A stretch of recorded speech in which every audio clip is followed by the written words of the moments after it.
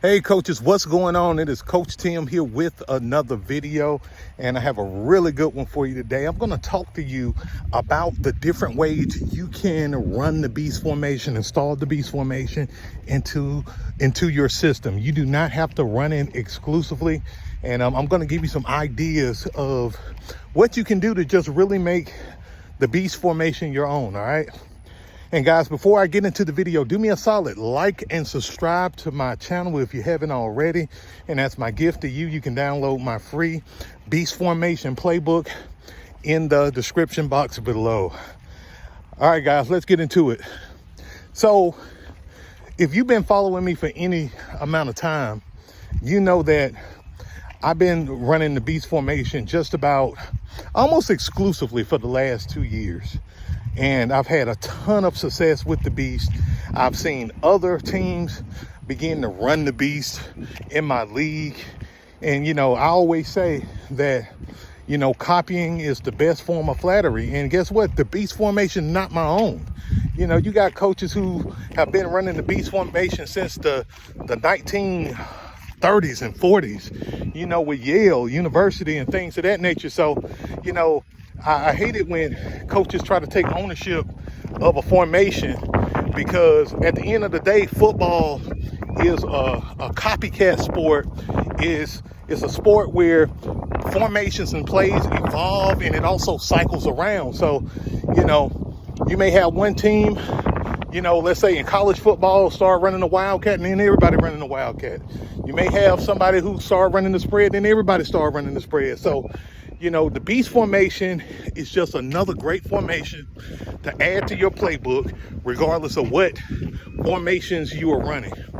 So first and foremost, one way you can run the beast formation is to do what I did. I start running the beast formation exclusively, and I start creating different variations of the beast formation. And literally I have up to nine different variations of the beast formation. And again, guys, you can get my playbook absolutely free. I got two, actually. I have the original beast playbook, and then I have the 2.0 supersets. Both of those playbooks are free now. And you just go in the description box and you can click on the link, and you can get that playbook. All right. But you can run it exclusively. I've won a championship, put up 72 points in my championship game. I'm gonna say that again. I put up 72 points in my championship game running the beast formation exclusively, okay? So yeah, it's that dominant. It is that explosive if you coach your kids right. Don't think that just because you got this formation and you do a piss poor job as a coach that your kids are going to dominate in the games. No, you still are going to have to coach these guys up. And y'all excuse me, I'm walking, and I just walked up an incline, and I'm tired, man. I'm tired.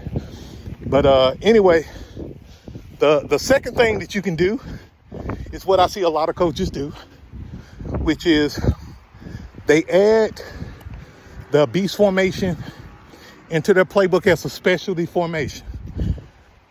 I personally don't recommend it, for the simple fact that you can do so much more with the beast than just make it a goal line formation. I mean, if you're averaging 8 yards a play with running the beast, why would you just use it for goal line situations? Use it all over the field to dominate. But if you're a spread coach, or, you know, you like to run wing tee or something like that, and you just want the beast formation to be a part of, you know, your arsenal in short yardage situations, more power to you. You can do it. You can absolutely do it. And who am I to judge? Because at the end of the day, this is your journey, and I want you to have a philosophy that works for you and your squad. You know what I'm saying? For me, running the beast formation exclusively, you know, average just over 40 points a game, you know. And then the third way that you can run the beast, which would be probably my secondary recommendation for you, is you can mix your playbook up and run like, let's say 3 or 4 different formations. And the Beast is just one of your primary formations that you run. When I first started running the Beast 3 years ago, I basically adopted this method. I used to run a lot of I formation. I used to run some quad sets, spread the field. And, you know, I even had like a single back formation, 2x1s. And then I have the Beast in there, wrinkled in there. So I had 4 formations. I was running, actually 5, because I had a jet. I used to run a jet too, with my team. But I had the Beast kind of just one of the main playbooks, a part of, you know, a collection of 4 or 5 other formations that I ran. And you can do that. I think that's, if you're not fully confident in the Beast, or this your first year running it, maybe you want to just take a variation of the Beast, add it to your main playbook, test it out, play with it, and then just kind of see how it goes for you. You know, I think what you would discover in time, especially if you're like a single wing coach, you know, I put myself in the category of being a single wing coach nowadays. You know, I ran a lot of double wing throughout my coaching, a lot of jet. You know, I always like to spread the field out, because when I first started coaching youth sports, get out this road, guys. When I first started coaching youth sports, you know, the wing T, the wishbone, the T formation, the flex bone, the double wing, the power I, those formations were still dominating in youth sports, still God, so to speak, you know? And so I said, screw that. I'm gonna spread the field. And sure enough, I started spreading the field on these teams that like to run, you know, a 5-3 defense and run power I formation, things of that nature. And we start winning games because I just simply outcoached a lot of those coaches at the time, you know. And now it's kind of reverse. Now coaches are running spread, 2x1s, 3x1s, RPOs, you know, you using RPOs in youth sports and stuff.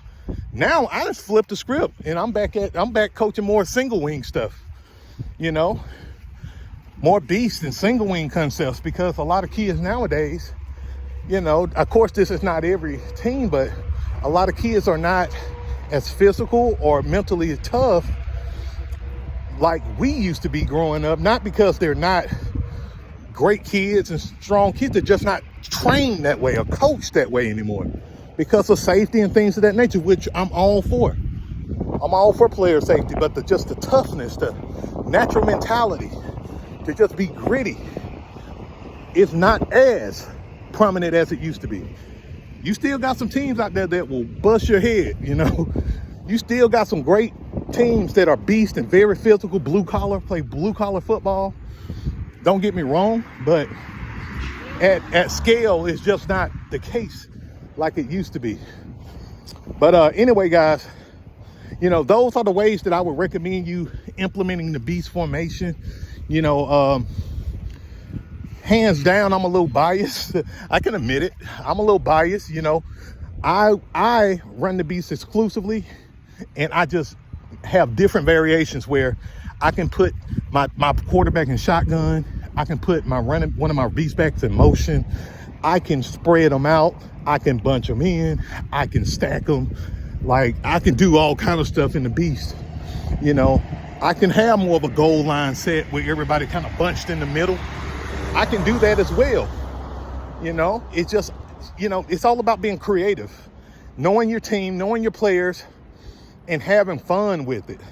Because at the end of the day, you want to have fun with your kids. You want to get them bought in early to the beast. You want to get your coaches bought in early to the beast, because I'm here to tell you, because the beast is such a unorthodox single wing formation, and like I said, you probably got some assistant coaches right now, they want to run spread or some kind of wildcat or something like that. You know, And when you implement the beast, they're going to give you hell about it. But that's where you got to show leadership and let them know that, hey, this is what we running. You either with it or you're not. If you're not, you can find another team to coach with. The coach on, I don't care if it's your best friend, because to be honest, your best friend is be the #1 person to kind of flip the script on you and betray you if you're not careful, especially if they're not bought in. And let's say you got a team that's winning a few games, losing a few games, or losing all your games. That's when everybody got an opinion about how you coaching, and everybody want to take over and crap like that. And don't let that happen, guys. Don't let that happen. All right, guys. So I hope you got value out of this video. Guys, if you have been thinking about working with me, I do have a new one-on-one coaching program where you can work with me for 3 months. This is the Beast Out You Elite Coaches Program. I opened enrollment last week. Right now, as this video premieres, the program is still open. I'm only taking on a handful of coaches, guys, because I'm a busy man. I'm a busy man. You know, I run other stuff too. So, you know, if you are interested in working with me one-on-one for 3 months, picking my brain about everything from fundraising to branding to marketing to practice to playbook, to play calling to player preparation, you know, it's, you know, you can get that. I'm an open book. I'm a cheat sheet for you. Consider me like your secret analyst, so to speak, to help you have a great season this year. So if you are interested in that, it's going to be the first link in the description box. Just fill out the application in its entirety. You're going to have an option to actually book a call with me. Book the call. For some reason, some of you guys, y'all will fill out the application, but you won't book the call. Book the free call so we can talk to see if we're a good fit to work together. And then we'll go from there. All right, guys. All right, I hope you got value out of this video, guys. Again, don't forget to like and subscribe to the channel. And remember, be great, have fun, and beast out. Peace.